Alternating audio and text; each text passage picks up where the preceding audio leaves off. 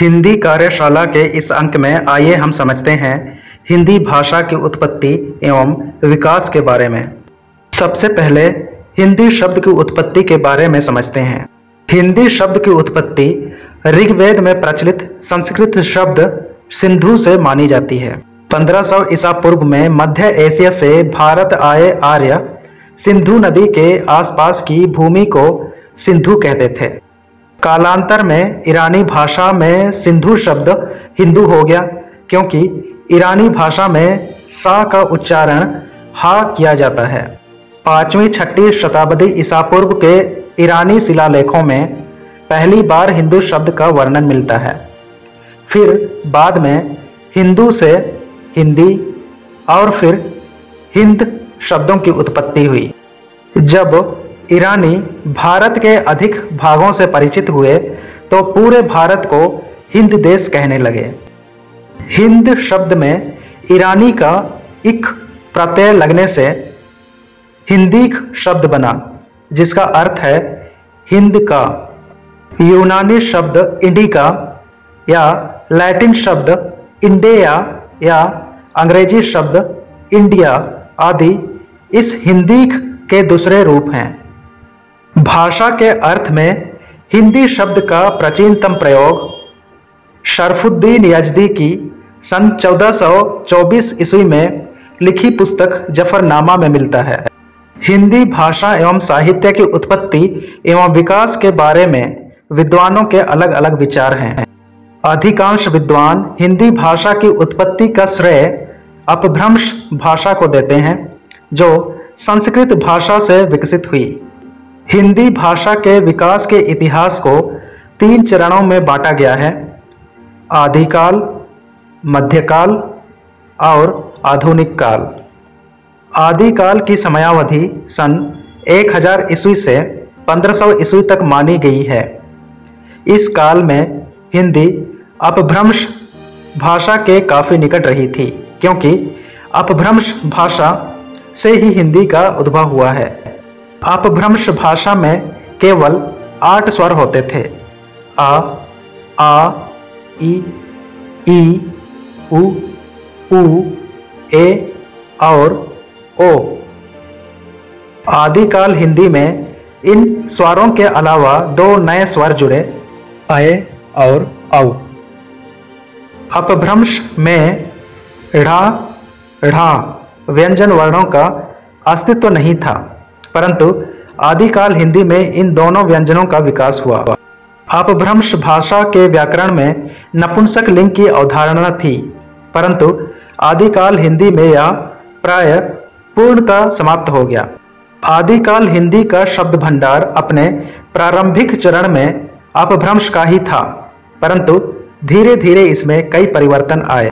इस काल में भक्ति आंदोलन प्रारंभ हो गया था, जिसके कारण आदिकाल हिंदी में तत्सम शब्दावली की संख्या बढ़ने लगी। इसी काल के दौरान भारत में मुसलमानों के आगमन से कुछ पश्तो, फारसी, अरबी, तुर्की शब्द हिंदी में आए।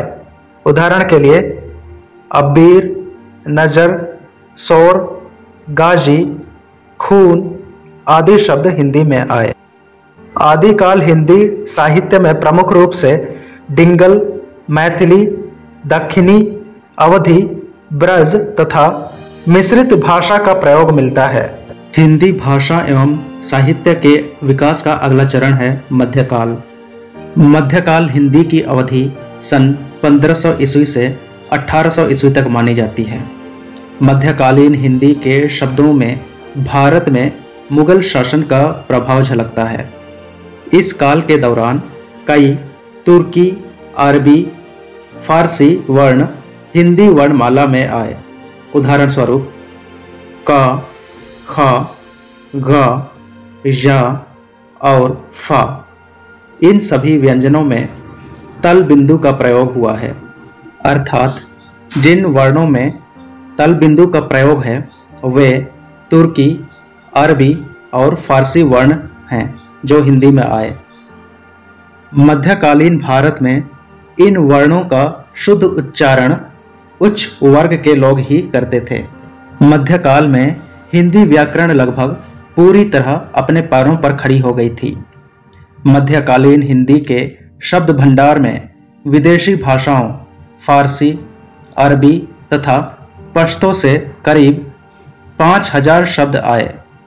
भक्ति आंदोलन के चरम बिंदु पर होने के कारण तत्सम शब्दों यानी संस्कृत मूल के शब्दों का अनुपात भाषा में और भी बढ़ गया, जैसे अंगरक्षक, कमल, घृणा, गोधुम, चित्रक आदि।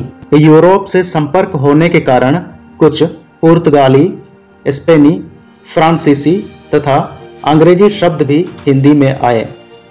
इस काल में धर्म की प्रधानता होने के कारण राम स्थान की भाषा अवधी तथा कृष्ण स्थान की भाषा ब्रज में भी विशेष रूप से साहित्य रचे गए। दक्षिणी, उर्दू, डिंगल, मैथिली और खड़ी बोली में भी साहित्यों की रचना हुई। हिंदी भाषा एवं साहित्य के विकास का अगला चरण है आधुनिक काल।